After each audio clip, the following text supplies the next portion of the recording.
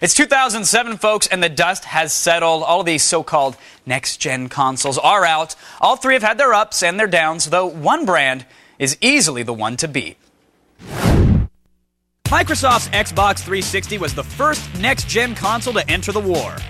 Since its debut in November of 2005, it has outsold all next-gen hardware with over 10 million consoles. Microsoft seems to be doing everything right with their game library, which is full of killer apps from Gears of War to the highly anticipated Halo 3. But with Xbox Live getting more reliant on microtransactions, some gamers are saying it's less of a pay service than a pay-as-you-go service. And with Sony's PS3 Home on the horizon and the Nintendo Wii burning up the sales charts, Microsoft may have to reconsider its strategy, and soon. Is the Xbox 360 resting on its early lead, or is the sleeping giant waiting to be awakened? You're connected, and it's The Loop.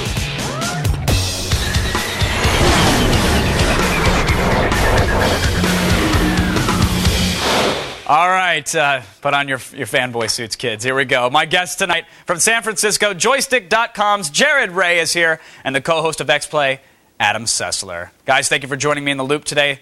Let's get it going. Microsoft, look, they appear to have a great game face on right now. Got to admit it, a solid online service, decent library of games, the upcoming Halo 3. Jared, tell me, does Redmond have anything to fear at this point? You mean besides their two left feet that they got going on? Not really. I mean, admittedly, they had a shaky first year, but this year, they got a solid lineup, and it's all about Halo 3. It's the single most powerful intellectual property in our business right now. I mean, they're in a little trouble, yes, but I don't think there's really anything to be afraid of.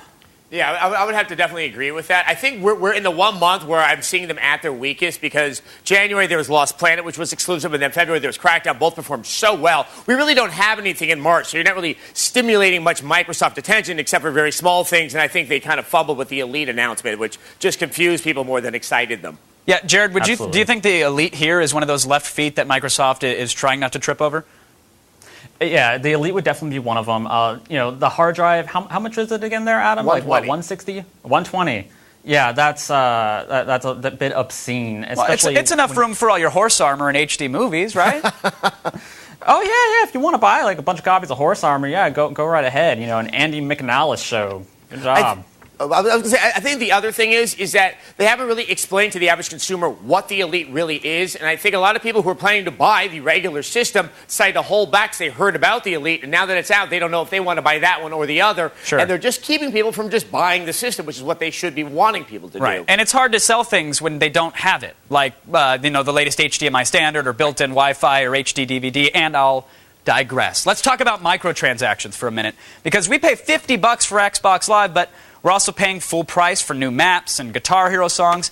I mean, Adam, eventually, is Microsoft going to have to let people at least play their games for free, a la the PlayStation Network? I think what they need to do is they need to create some standards with the other providers of content that's being sold on the Xbox Live marketplace. The Horse Armor was an excellent example. Yeah, I think the amount of songs you get for Guitar Hero 2, at that price is a little bit ridiculous. Mm-hmm. At the same time, I think there seems to be a little bit more whining than is actually, it is a marketplace. These people are clearly buying the stuff at those rates. If you want to bring down the prices, people need to stop purchasing it. Jared, do you think gamers are whining all the way to their PayPal accounts and their MasterCards as they're purchasing everything that Microsoft's throwing at them?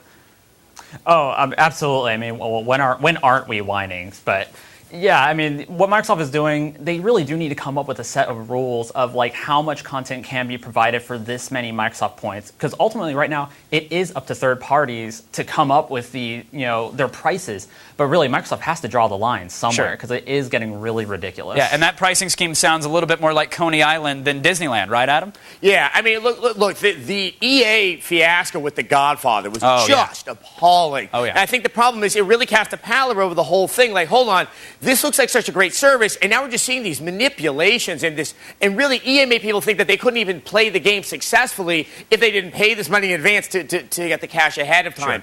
Sure. It's really, Microsoft needs to say this, enough is enough. They do it with everything else with the games of that system. I don't know why they can't do it with that. All right, let's move on to something outside of Microsoft's control. I'm talking about the PlayStation 3. Jared, how close is the PS3 to banging on the 360's door? I mean, are they one killer app away, or do they have a while before they're even really a threat? I think they do have a while to go. When you look into the future of Sony's lineup and their software, Home is coming up soon, and Little Big Planet might hit by this year. But really, there's a big dearth of like software in what they need to be hitting, especially when all their bigger exclusives are really going to the 360. Yeah, I think that's definitely one of the biggest problems that they have is that some of the best reasons to buy a PS2, which is Grand Theft Auto and stuff like that, is going to be spread among both consoles. In addition, I'm actually a little more hopeful for them now because it looks like they have more good titles coming out this year, but I don't think any one of those titles has the strength outside of the hardcore gaming community to really drive people to want to buy a PS3. They have nothing of the strength of a Halo 3 out there. They have stuff like Lair, which looks good, but I don't know if that's a system seller. Sure, and that's looking at this holiday season, but let's get to the final word. Jared, this time next year, is Microsoft still in the lead in this little three-horse race that we have, or is it going to be much closer? I think they will absolutely still be in the lead. I mean, the Wii might be catching up, but the PS3 will definitely not be making near as much room as they would hope to be. Because for the next, 6 months we have going on here, they're going to be hitting one big title per month. And by the time they get to Halo 3, it's going to be ridiculous. All right, Adam, 2008, quickly, is it Microsoft still in the lead by a long stretch? Yeah, Microsoft's in the lead. Nintendo might be close, but they're not a threat. Halo 3, once the marketing starts, I think Sony's going to have a lot of work ahead of them. All right, I want to thank my guests, Jared and Adam. I appreciate you guys keeping us in the loop. Now listen, last week I got charged another $50 for my Xbox Live Gold membership, and it got me thinking, why am I paying when I'm still hosting my own matches? I mean, where are the dedicated servers? And when can we get a web browser on this thing? Don't you guys own Internet Explorer? And how about a discount on some extra maps or arcade games? This service should offer something more premium than not having to wait for an Armored Core 4 demo. I love my 360, don't get me wrong, and I love my Live, but I also love getting what I'm paying for. Attack of the Show, weeknights at 7, only on G4.